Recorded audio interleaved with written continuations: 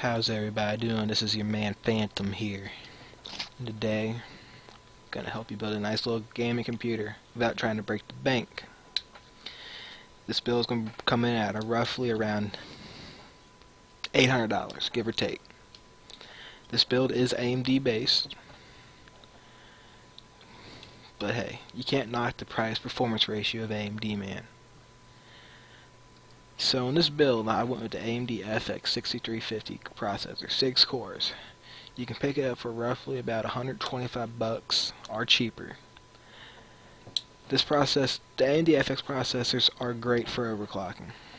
They overclock like a boss. And for this little processor, you got 6 cores in it. So it's 6 physical cores that you can actually use the game with. Well, games aren't going to use all the cores, so you're going to have a little performance loss due to that.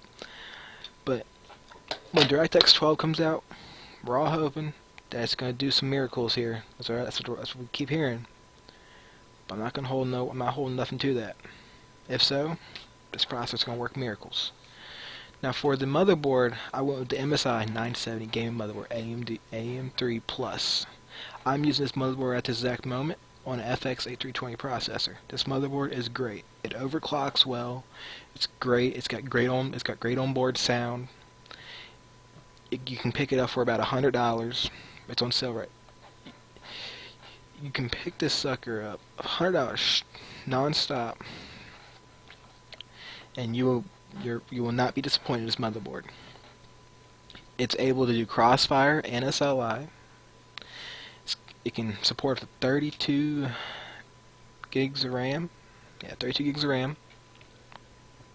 It has built-in audio. Now it will, when you're overclocking it, it can get a little. The North Bridge. Yeah, I think it's the North Bridge can get a little hot on it, but not to worry.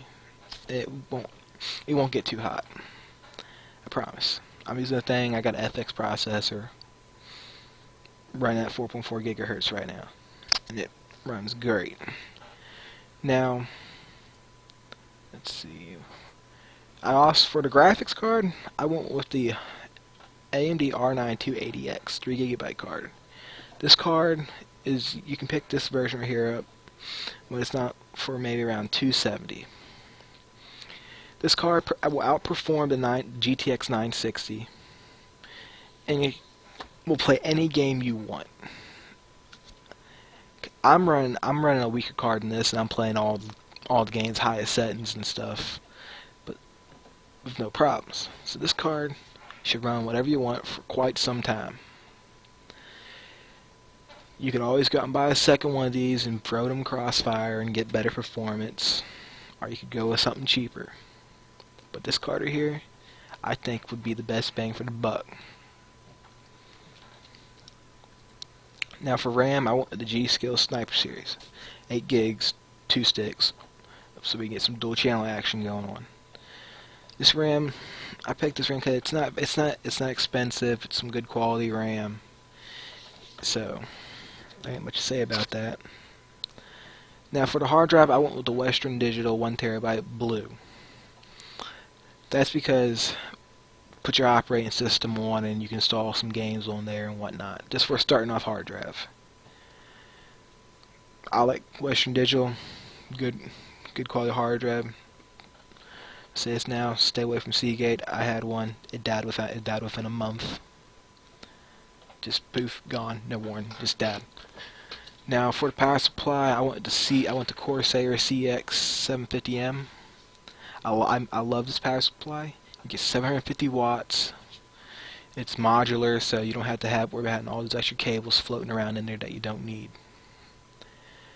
Great power supply, $100. I picked one up for about $50 when it's on sale, so you could probably, if you wait, you could probably catch it on a good sale.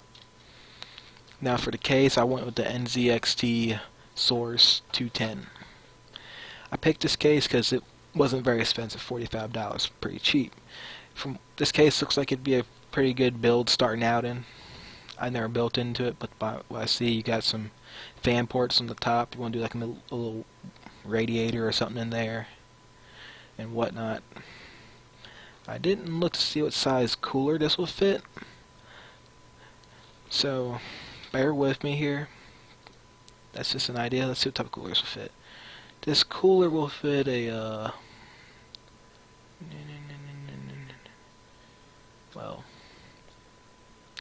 cooler, CPU cooler. Well, this case, if this case doesn't work for you, I would prefer to go with the NZXT. NZXT. What was it? The NZXT. Go with either this case right here, or maybe that case if you're not planning on getting a CD drive. I wasn't ready to go with this case right here, but I started thinking that a lot of people may want the CD drive to put in their computer for whatever reason. So there's that, and that's a little more expensive, but hey, it works.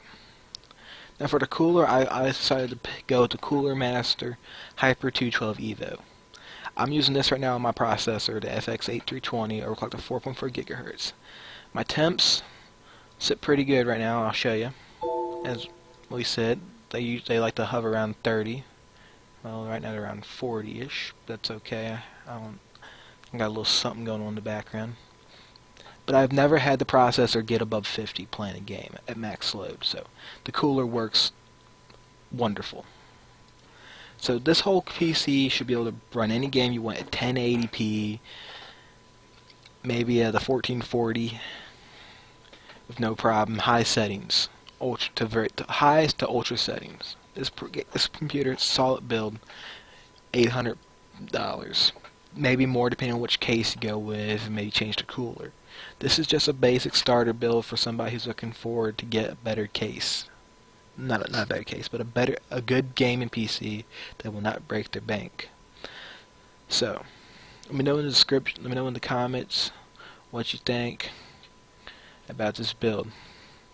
Alright guys, this is your buddy Phantom here, signing off.